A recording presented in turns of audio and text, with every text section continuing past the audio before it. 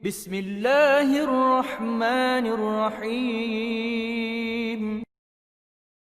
Alright, okay. So thank you everyone for coming to Interfaith. We're so thankful for our speakers taking time to come talk to us today. So Interfaith is an annual event hosted by Niles West during International Week. The purpose of this event is to have students engage in meaningful conversation and understand other faiths represented here at our diverse school.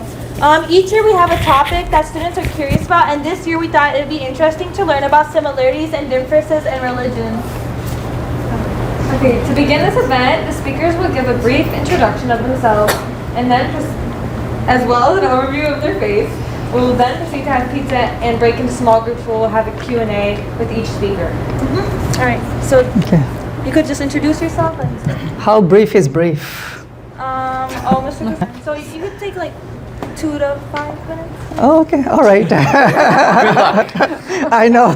I was going to say intro to Islam in 5 minutes. Yeah. How is that possible, right? Or any faith for that matter. That's right. Okay, I start in the name of Allah, the most beneficent and merciful, and welcome and greet all of you with the greeting of peace. That was the greeting all the prophets and messengers, they used to greet their disciples, their followers with. So first and foremost, we want to thank our Creator for making us come here again. And secondly, I would like to thank the sponsors and all of you for coming here and planning and marketing. On behalf of the speakers, we want to give you a big round of applause. Thank you. So intro to Islam. I will just provide maybe 4 points. The very first, the most important point within Islam is that we believe in the absolute oneness of God.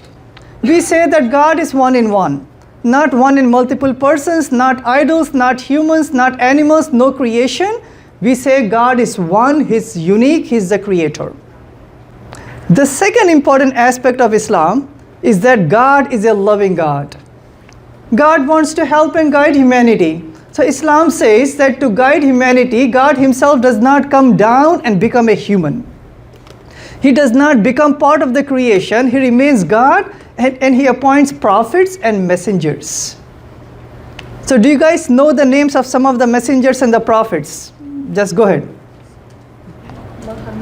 Muhammad, peace be upon him, who we consider as the last and the final prophet. Who else? Abraham, right? Who else? David and Moses and Ishmael and Isaac and Jesus. Peace be upon all of them. We consider all of them to be prophets and messengers.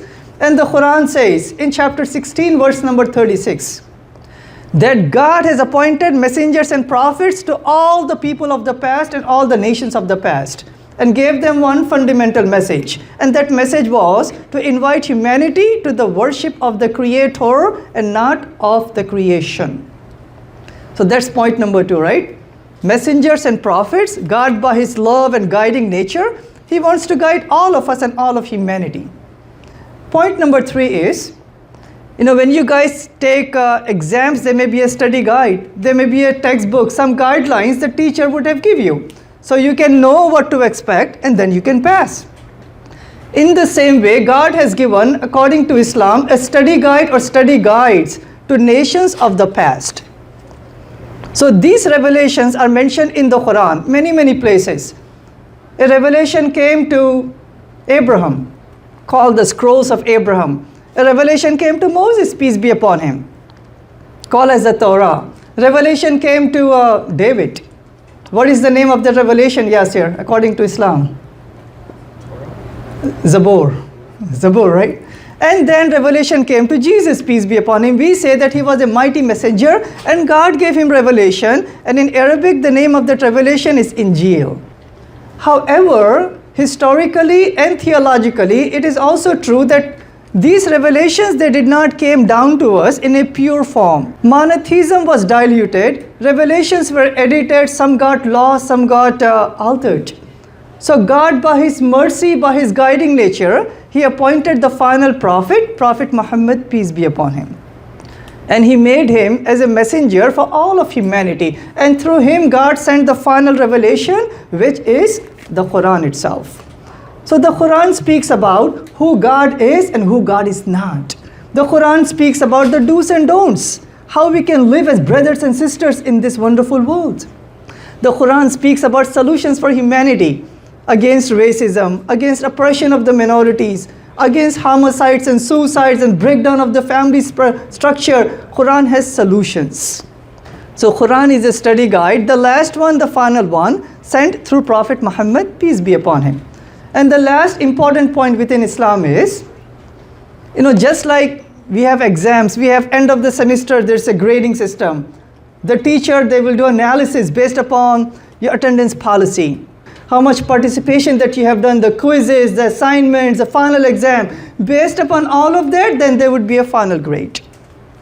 And I hope all of you receive final grade, right? A+, hopefully, honors. So in the same way, Islam says, on the day of judgment, every person would be brought back to life, and each single one of us would be standing individually in front of God. And God would be asking this question, how did you live this life? Did you worship only me or worshiping somebody else? Did you follow my commandments? Were you good to humanity? Based upon all of these criteria, then God's mercy comes into play, and that's when a person is eligible to go to paradise. On the flip side of it is that, just like suppose if you don't obey the teacher, the professor, and don't follow the guidelines in the school, in the classroom, there would always be consequences. So there would be consequences according to the Quran for people who reject the oneness of God. And people who do not follow knowingly, there would be consequences. But only Allah, God, is going to decide who is going to go to paradise and who is going to go to hellfire.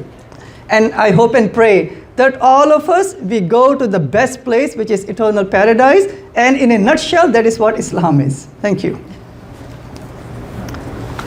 Thank you. Treating people who believe something different than you with empathy and respect. Like, what does that look like in a formal setting with your followers when you speak with them as an imam? Okay.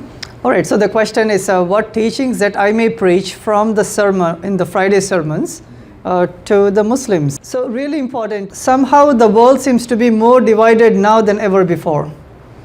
When you look at the impeachment hearing or State of the Union or anything that you look at it, people are divided based upon nationality and culture and language and race. People are divided. So first and foremost, I will remind the Muslims, and obviously all of us, would be that the Quran says that the best example for us to follow is in Prophet Muhammad, peace be upon him. And this is mentioned in the Quran, chapter 33, verse number 21. So when we look at the life of Muhammad, peace be upon him, there used to be people of Jewish faith and Christian and idol worshippers and atheists.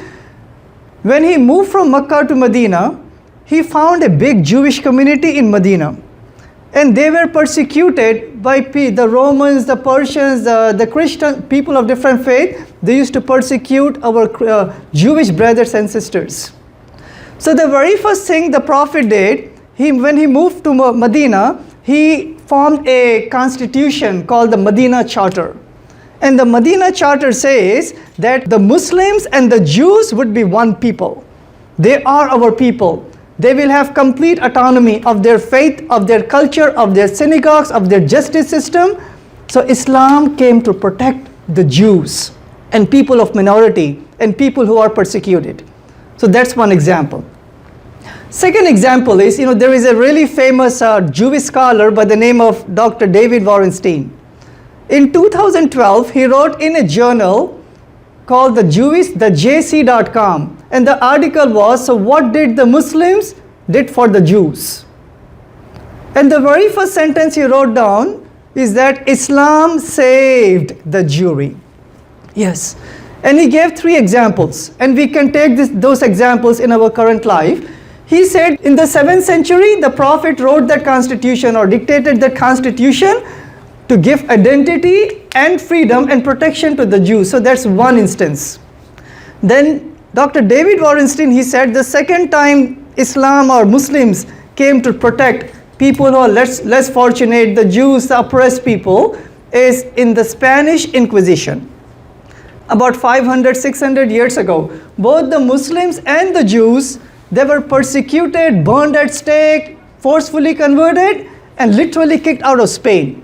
The Jewish people, they did not go to Russia and China. They did not go to the Christian lands. They went to the Muslim lands of North Africa. They went to the Ottoman Empire. And then, yes, they were welcome in Palestine where Muslims were living. So that is the second instance. Our Muslims need to know, so we can look out for people who are less fortunate, the oppressed, the others, so we can include them as one with us. And the third example Dr. David Warenstein he gave is that during World War II, when many of the European nations, they were handing over the Jewish people to the Nazis. But there were many Muslim nations who stood up and they wrote false documents to the Jewish brothers and sisters living amongst their midst, saying that these are our people, these are our citizens. We are not going to hand over even a single one of them, and not a single Jew was handed over by the Muslims to the Nazis. Literally 75,000 Jewish brothers and sisters, they were protected and they were saved from the hands of the Nazis.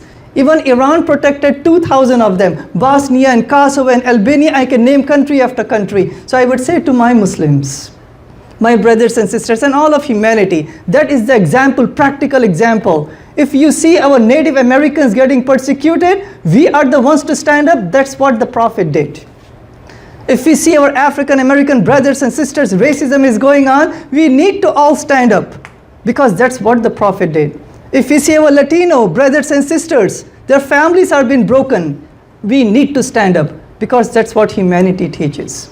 And lastly, let me quote this really important passage from the Quran. This is in chapter 49 of the Quran, verse number 13. It says, in chapter 49, verse number 13, so God is speaking to all of humanity, and God is saying, this is the English translation, that, O mankind, O humanity, I have created you from one single male and one single female, and made you into nations and peoples and tribes, that you get to know each other.